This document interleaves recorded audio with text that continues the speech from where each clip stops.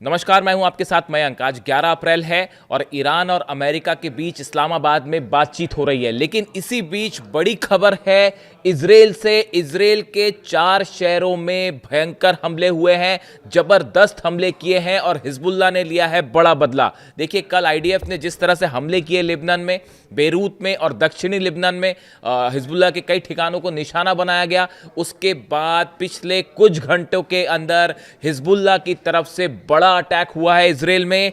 Haifa में, साफेद में, किरियत Simona में और गैलीली, इन 4 इलाकों में ड्रोन्स और मिसाइल्स और रॉकेट से हमले किए गए। हाइफा की बात करें, हाइफा में इजराइल के नेवी बेस के ठीक ऊपर एक बैलिस्टिक मिसाइल गिरी है। देखिए, ये मिसाइल ने हिट किया बेस को। ये देखिए, बड़ी सारी मिसाइल्स ऐसी फायर हुई हैं, ड्रोन्स अटैक हुए हैं, रॉकेट अटैक हुए हैं, जिसको कई को इजराइल के डिफेंस सिस्टम ने रोका भी है। लेकिन मैं आपको उन जगहों के बारे में जानकारी दे रहा हूं जहां पर हिट हुई है मिसाइल। बताया जा रहा है हाइफा में इजराइल के नेवी बेस के ऊपर एक हाइपरसोनिक मिसाइल से अटैक हुआ, जिसने नेवी बेस को हिट किया है। यह हाइफा का हाल है। आप देखिए, साफेद से तस्वीरें सामने आई हैं। यहां पे कई जगह पर रॉकेट्स गिरे हैं और एक बिल्डिंग पर भी रॉकेट गिरने की तस्वीर आई है जिसमें आग लग जाती है।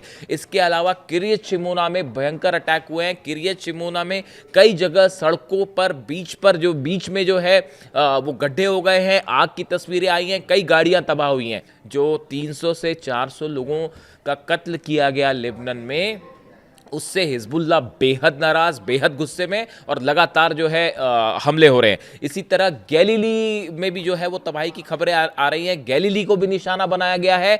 यानी 4 जगह ऐसी हैं इजराइल की जहां लगातार पूरी रात हमले होते रहे।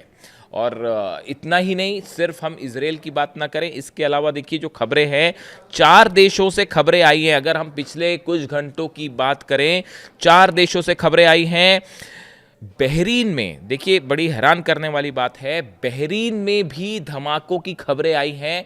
हालांकि ईरान की तरफ से, आईआरजीसी की तरफ से बयान आया है कि बहरीन में जो हमला हुआ है उसमें ईरान का हाथ नहीं है और आईआरजीसी ने हमला नहीं किया और ये फॉल्स फ्लैग ऑपरेशन भी हो सकता है। यानी कि जो बातचीत हो रही है उसको डिरेल करने की कोशिश हो सकती है, ईरान का ये कहना है। लेकिन बहरीन में अटैक हुआ है, बहरीन में जो है वो आग की तस्वीरें सामने आई है। इसके अलावा कुवैत में ड्रोन अटैक हुए हैं। कुवैत में अमेरिका का जो बेस है उसके पास ड्रोन अटैक की खबरें आई हैं। वहीं आप देखिए, उत्तरी तेहरान में भी कई जगह धमाके हुए हैं। यानी भले सीज फायर हो, लेकिन ये धमाके वाला सिलसिला जो है लगातार जारी है और लेबनान पर हमले जारी ही हैं। यानी आप देखिए, कई जगह जो है वो अब भी लगातार हमले जारी है और इस्लामाबाद में बातचीत हो रही है। यानी हालात ऐसे हैं कि किसी भी पल एक बड़ी जंग की शुरुआत हो सकती है। अब हम एक बार आते हैं बातचीत को लेकर। आपने तस्वीरें देखी, ईरान का डेलीगेशन जो है वो इस्लामाबाद पहुंचा। कालीबाफ और अब्बास अराक्ची साहब दोनों मौजूद थे। प्लेन से उतरने की तस्वीरें उनके सामने आई। सेरेना होटल में जो है वो बातचीत होगी। जेडी वैंस पहुंच चुके हैं, जेडी वैंस के साथ बातचीत होगी, उनका अपना डेलीगेशन साथ में है।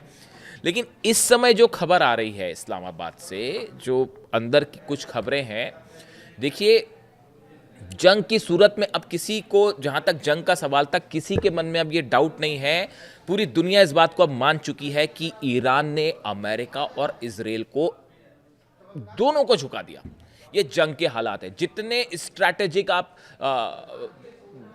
एम्स देख लीजिए, ईरान ने सब के सब पूरे किए और किसी भी उद्देश्य में अमेरिका जो है वो सफल नहीं हो पाया। वो आप सब जानते ही हैं, पूरे बेस तबाह है और जो है हॉर्मूज पर कब्जा है, सब कुछ है, ये आप जान रहे हो, पुरानी बात हो गई। अब देखिए, इस बातचीत में भी अब विदेश नीति के स्तर पर भी ईरान की बहुत बड़ी जीत हुई है इस्लामाबाद में। अब आप पूछेंगे कैसे हुई है। ईरान ने बातचीत के लिए बड़ी साफ शर्त रख दी। पहली बात यह कहा कि ईरान की जितनी संपत्ति फ्रीज की गई है उसको रिलीज किया जाए। देखिए, इस समय एक बड़ा उद्देश्य यह भी है कि ईरान में जो तबाही हुई है उसके बाद वहां पे लोग बड़ी मुश्किल हालात में हैं, उनको राहत मिलनी चाहिए। ईरान में तेजी से हालात सामान्य करने हैं, ये बड़ा एम है ईरान का। उस लिहाज से ईरान की जो संपत्ति है, एसेट्स हैं जो कि फ्रीज किए हुए हैं, उनको डिफ्रीज किया जाए, उसको रिलीज किया जाए। इस चीज के लिए अमेरिका तैयार हो गया है। अमेरिका ने ये शर्त मान ली है। ये खबर अभी अभी आई है। देखिए, आज मैं वीडियो सुबह जल्दी अपलोड करता हूं, आज थोड़ा लेट किया मैंने, क्योंकि मैं इंतजार कर रहा था पुख्ता जानकारी आपके पास आए फिर आगे बढ़ा जाए। तो देखिए, ये है मामला कि अमेरिका इस बात के लिए राजी हो गया कि साहब हम आपकी संपत्ति जो है वो रिलीज कर देंगे। दूसरी चीज, ईरान अड़ गया, जब तक लेबनान में सीज फायर नहीं होगा तब तक हम जो है वो बातचीत नहीं करेंगे। इसको लेकर देखिए, अभी जो नए डेवलपमेंट है उसके मुताबिक इजराइल और लेबनान के बीच में मंगलवार से सीज फायर को लेकर बातचीत शुरू होगी। हालांकि ये मुद्दा वही है, अब नेतन्याहू अपने हिसाब से चीज़ों को तोड़ मरोड़ के और अमेरिका के दबाव में चीज़ें करने की कोशिश है, लेकिन ईरान इस बात के लिए अड़ गया है कि पहले आप लेबनान से सीज फायर करिए तभी बातचीत होगी। तो संभवतः जो हालात लग रहे हैं कि जल्दी ही इसको लेकर भी जो है अमेरिका झुक जाए, फॉर द टाइम बीइंग तो कम से कम झुकी जाए और ईरान की शर्तें मान ले। इसके अलावा आप देखिए, हॉर्मूज़ को लेकर भी ईरान ने अपना प्लान सामने रखा है कि हॉर्मूज़ जो है वो पूरी तरह तो नहीं खुलेगा, हम अपने मुताबिक खोलेंगे, एक जहाज़ों की संख्या निश्चित कर देंगे कि ये 15 जहाज़ हैं रोज़ जो वो वहाँ से निकलेंगे। यानी हॉर्मूज़ को लेकर भी ईरान ने अपनी शर्तें रख दी। ऐसी जो प्रमुख 3-4 शर्तें हैं जो कि इस बातचीत को शुरू करने के लिए, ये डील की शर्तें नहीं है, आप समझिए इस बात को। वो शर्तें अलग हैं कि जो है यूरेनियम एनरिचमेंट का क्या होगा, 450 केजी जो यूरेनियम है उसका क्या होगा, न्यूक्लियर प्रोग्राम का क्या होगा, वो सब बातें अलग है। ये बातचीत शुरू करने की शर्तें थी, ईरान ने रखी थी कि भाई अमेरिकी सेना को पहले पीछे करिए आप, ये भी एक हिस्सा था। तो ये जो शर्तें हैं, ये इन पर जो है अमेरिका लगभग राजी दिख रहा है, जैसा ईरान की मीडिया से खबरें। ये ईरान की विदेश नीति की जबरदस्त कूटनीतिक जीत है, इसको मानना पड़ेगा आपको। देखिए, कूटनीति की जीत हर हालात के मुताबिक जीत और हार तय होती है। कोई ऐसी चीज नहीं है कि ये चीज जीत तय हो गई तो डील सफल हो जाने वाली है। मेरी व्यक्तिगत राय है, डील तो कभी सक्सेसफुल हो ही नहीं सकती, सवाल ही नहीं है डील सक्सेसफुल। ये तो बातचीत शुरू करने के लिए जो शर्तें थी वो मान गया अमेरिका, ऐसा अभी लग रहा है। अब देखिए, उसमें एंड टाइम पे कुछ परिवर्तन हो जाए तो एक अलग बात है, लेकिन फिलहाल ये ईरान की कूटनीति की जबरदस्त जीत है, इसमें कोई शक नहीं। अब देखिए, मामला ये है कि इस जो टॉक्स हैं सेरेना होटल्स में जो टॉक्स होगी, इसमें सऊदी और चाइना भी अप्रत्यक्ष रूप से शामिल होंगे। इस तरह की खबरें हैं कि सऊदी का एक डेलीगेशन और चाइना का एक डेलीगेशन भी इस्लामाबाद पहुंच चुका है। भले इसके बारे में साफ साफ जानकारी ना आए, लेकिन चीज़ें आई जाती हैं पता। ये भी जो है एक टॉक्स में सीधा शामिल ना हो, लेकिन परोक्ष रूप से इसमें शामिल हो सकता है, पीछे से शामिल हो सकता है। यानी देखिए, हो क्या रहा है असल में, इस टॉक्स में चाहे जितने पक्ष शामिल हों, चाहे सऊदी हो, चाहे चाइना हो, चाहे अमेरिका हो, ईरान हो, हर पक्ष की ये कोशिश है कि वो अपने इंटरेस्ट के मुताबिक इस डील को आगे बढ़ाए। अब इसमें हकीकत ये है, मामला कहाँ फंसा हुआ है, मामला यहाँ फंसा हुआ है हॉर्मूज़ को लेकर। देखिए, जब तक ईरान के हाथ में हॉर्मूज़ है तब तक ईरान का अपर हैंड है, इस बात को साफ समझिए। और इसीलिए ईरान जल्दी हॉर्मूज़ को खोलेगा भी नहीं। अमेरिका के आप बयान देखिए, डोनाल्ड ट्रंप का ये कहना कि उनका जो बयान आया आपने सुना होगा कि ईरानी इसलिए जिंदा है ताकि वो बातचीत कर सके, वो डील कर सके, मेरी नज़र में निहायती शर्मनाक बयान है। ये बयान अभी भी ये बताता है कि अभी भी अमेरिका के राष्ट्रपति ये बात नहीं समझ पाए कि ईरान को डरा धमका कर तो आप नहीं झुका सकते। और ये बात जब तक अमेरिका नहीं समझेगा तब तक किसी तरह की डील नहीं हो सकती। हर कदम पे झूठ, हर कदम पर धोखा। कैसे लोग हैं, मुझे जो शर्म आती है। धमकी दे रहे ईरान को कि ईरानी इसलिए जिंदा हैं क्योंकि वो डील कर सके। ये अमेरिका के राष्ट्रपति कह रहे हैं, क्या कहा जाए। देखिए, ईरान में अली खामेनी साहब जो है सुप्रीम लीडर, उनका विजन एकदम साफ था। वो सब समझते थे किसकी क्या नियत है, कोई डील विल नहीं होने वाली।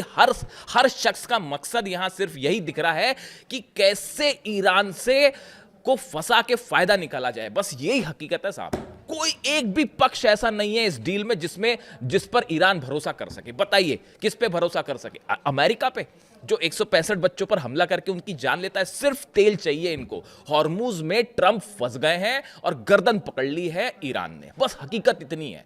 और जब तक ईरान के हाथ में हॉर्मुज है, दुनिया का कोई महका लाल जो है वो ईरान को हरा नहीं सकता। ये भी हकीकत है, ये हर स्ट्रैटेजिक एक्सपर्ट इस बात को समझता है। और ये जो डील वील बातें हैं ना, आप समझिए इस बात को। इसीलिए अली खामेनी साहब कहते थे अमेरिका से बातचीत करने का कोई मतलब ही नहीं है। मुझे तो कभी कभी ये भी लगता है कि अगर उनका असैसिनेशन नहीं होता, वो जिंदा होते ना, तो वो अपना डेलीगेशन भी नहीं भेजते और बात ही नहीं करते इनसे। मुझे तो कभी कभी ये भी लगता है।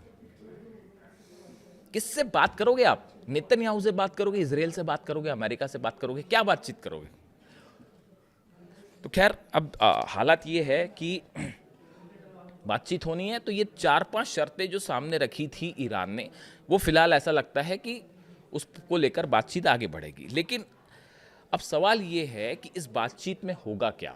ये जो बड़े मुद्दे हैं, uranium 450 kilo, nuclear programme, missile programme, ये सब चीज़ें ऐसी हैं जो एक दौर में, एक बातचीत में हल नहीं हो सकती। यानी संभावना ये है कि अगर बातचीत होती है तो ये फिर कई दौर की बातचीत होगी, जैसे पिछली बार 6 दौर की बातचीत हुई और बीच में हमला हो गया। तो ये कई दौर की बातचीत हो सकती है। हो सकता है कि पहली बार में खत्म हो जाए बातचीत, मना ही कर दे वो, लेकिन कई दौर की बातचीत हो सकती है। लेकिन इसके बीच में एक कॉमन मिनिमम प्रोग्राम जो है वो सामने आ सकता है कि हॉर्मुज से ऐसे जहाज निकले जाएं, या जो है वो फिलहाल अमेरिकी सेना पीछे हटे, इस तरह की मतलब हमले ना करे। इस तरह का एक बेसिक एजेंडा तय हो सकता है, जिस पे आज जो है वो किसी तरह की मुहर लग सकती है। इस तरह की खबरें हैं, लेकिन समझौते की तरफ वो अभी कहीं दूर दूर तक सीन में नहीं है। और इस बीच जो ये खबरें हैं अलग अलग, जो 4-5 शहरों में, 4-5 देशों में जो धमाके की अलग अलग खबरें हैं, और लगातार लेबनान पे भी हमले जारी हैं, और उधर हिजबुल्लाह जो है वो इजराइल पे हमले कर रहा है। इन सब सूरत में, इन सब सूरत हाल को देखते हुए इस्लामाबाद से जो भी खबर आती है, वो खबर मिडिल ईस्ट में अगले कुछ दिनों में हालात क्या होने वाले हैं इसको तय करेगी। डोनाल्ड ट्रंप का ये कहना कि हमारे जहाज़ तैयार हैं, उसमें हम और आधुनिक सबसे हथियार तैनात हैं, और हम पिछले बार से भी बड़ा हमला करेंगे अगर डील नहीं हुई तो। यही बात अली खामेनी साहब कहते थे कि ये बातचीत करने के पहले ये तय कर देते हैं कि इसका अंत क्या होगा, इसका निर्णय क्या चाहिए। इसीलिए इनसे बातचीत करने का मतलब नहीं है कि वो पहले से ही तय कर देते हैं कि बातचीत भी करो और ऐसी बातचीत करना और यही निर्णय होना चाहिए, वरना हमला कर देंगे। तो ईरान ने कहा हाँ करना है जो कर लो, चलो। उसके लिए मुस्तफा खामेनी ने आदेश दे दिया है वहाँ पे, वो पूरी सेना एक एक जो है तैयार है, और तेजी से मिसाइल प्रोग्राम फिर आगे बढ़ रहा है। ये जितने लॉन्च पैड्स खत्म हुए थे ना हमले में, वो पूरे 24/7 घंटे जो है वो काम चल रहा है ईरान में, और तेजी के साथ लॉन्च पैड्स फिर से तैयार किए जा रहे हैं, और बड़ी जंग के लिए ईरान तैयार है। यानी जंग के लेवल पर ईरान की जीत हुई है, और विदेश नीति के लेवल पर भी जबरदस्त जीत हासिल करी है ईरान ने। और देखिए कितने सारे देश आज बातचीत करने के लिए जो है वो झुके पड़े, including president of United states. तो अब इस्लामाबाद से क्या खबर आती है इस पर नजर रहेगी, जैसे अपडेट होगा आप तक पहुंचाऊंगा। Thank you so much.